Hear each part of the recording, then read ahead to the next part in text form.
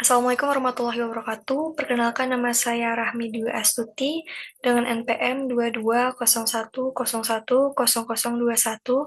Di sini saya akan memenuhi tugas UTS mata kuliah Komunikasi Pembangunan dan saya akan mengambil tema Dasar Landasan Konseptual Komunikasi Pembangunan. Nah, di sini kita akan mengetahui dulu apa sih itu komunikasi pembangunan. Jadi, komunikasi pembangunan adalah proses penyebaran informasi, pengetahuan, dan ide yang bertujuan untuk mendukung dan mempercepat pembangunan sosial, ekonomi, dan budaya di suatu masyarakat. Konsep ini melibatkan penggunaan berbagai media dan juga metode komunikasi untuk meningkatkan partisipasi masyarakat dalam proses pembangunan, memperkuat kapasitas lokal, serta mendorong perubahan perilaku yang positif berkelanjutan. Selanjutnya, ada model komunikasi pembangunan.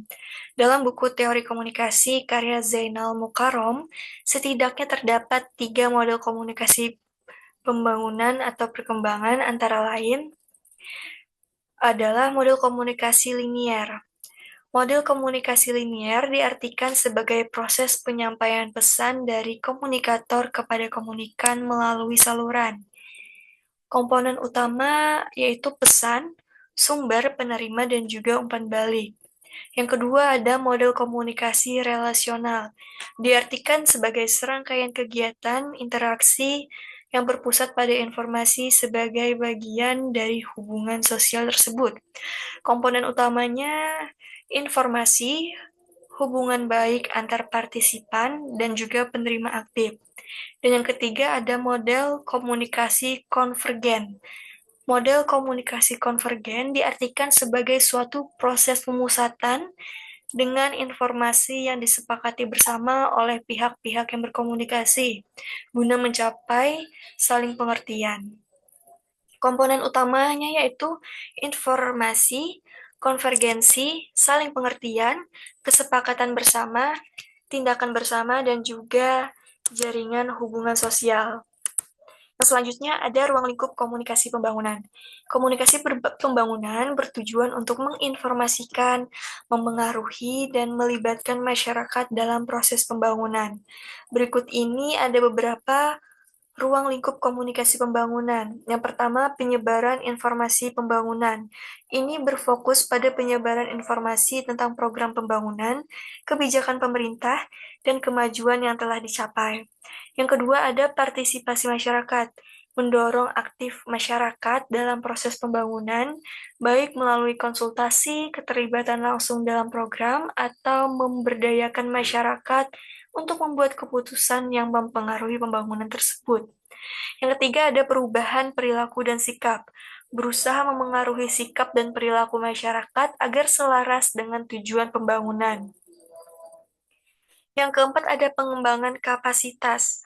Melalui komunikasi yang efektif, masyarakat diberikan pengetahuan, keterampilan, dan sumber daya untuk berpartisipasi penuh dalam proses pembangunan. Yang kelima ada pemecahan masalah sosial.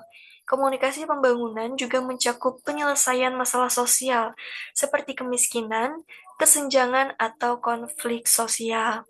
Yang keenam ada pemanfaatan teknologi komunikasi.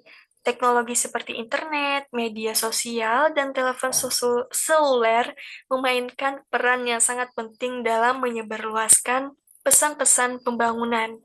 Dan yang ketujuh ada evaluasi dan umpan balik. Komunikasi pembangunan mencakup pengumpulan umpan balik dari masyarakat tentang pelaksanaan program-program pembangunan, sehingga evaluasi dan penyesuaian dapat dilakukan untuk meningkatkan efektivitas program. Yang selanjutnya ada paradigma pembangunan di dunia. Paradigma pembangunan adalah suatu cara pandang terhadap persoalan pembangunan yang dipergunakan dalam penyelenggaraan pembangunan, dalam arti pembangunan baik sebagai proses maupun sebagai metode untuk mencapai peningkatan kualitas hidup manusia dan juga kesejahteraan rakyat. Paradigma pembangunan di dunia ada 5 macam. Yang pertama, paradigma pertumbuhan, yaitu adalah paradigma yang pertama kali muncul. Yang kedua, ada paradigma kesejahteraan, yaitu pergeseran dari paradigma pertumbuhan menjadi paradigma kesejahteraan. Yang ketiga, ada paradigma pembangunan berpusat pada manusia, yang mana paradigma itu berpusat kepada manusia itu sendiri. Yang keempat, ada paradigma partisipasi, paradigma yang menekankan pada prinsip dan praktik komunikasi dua arah. Dan yang terakhir, ada model komunikasi satu arah atau linier, yang menggunakan media massa untuk menyampaikan pesan yang persuasif dan informatif dari pemerintah kepada masyarakat. Selanjutnya yaitu batasan komunikasi pembangunan. Komunikasi pembangunan adalah proses pertukaran informasi dan pemahaman yang bertujuan untuk mencapai tujuan pembangunan. Proses ini sangatlah penting untuk memastikan bahwa program pembangunan dapat berjalan efektif dan juga berkelanjutan. Namun, seperti halnya proses lainnya, komunikasi pembangunan juga memiliki beberapa batasan yang perlu dipahami. Yang pertama adalah perbedaan persepsi diambil dari nilai dan budaya. Setiap individu atau kelompok memiliki nilai dan budaya yang berbeda-beda. Perbedaan ini dapat menyebabkan perbedaan dalam memahami pesan yang disampaikan. Yang kedua adalah hambatan bahasa. Penggunaan istilah teknis yang terlalu banyak dapat menyulitkan masyarakat awam untuk memahami pesan tersebut. Dan yang terakhir adalah media komunikasi yang terbatas. Media komunikasi yang terbatas, contohnya yaitu akses. Tidak semua masyarakat memiliki akses yang sama terhadap media massa ataupun teknologi informasi. Nah, itu tadi penyampaian materi dari saya tentang dasar landasan konseptual komunikasi pembangunan dengan mata kuliah komunikasi pembangunan dan juga dosen pengampu Dr. Muhari SAGMIKOM. Semoga yang saya sampaikan dapat bermanfaat dan dapat diterima. Terima kasih banyak. Wassalamualaikum warahmatullahi wabarakatuh.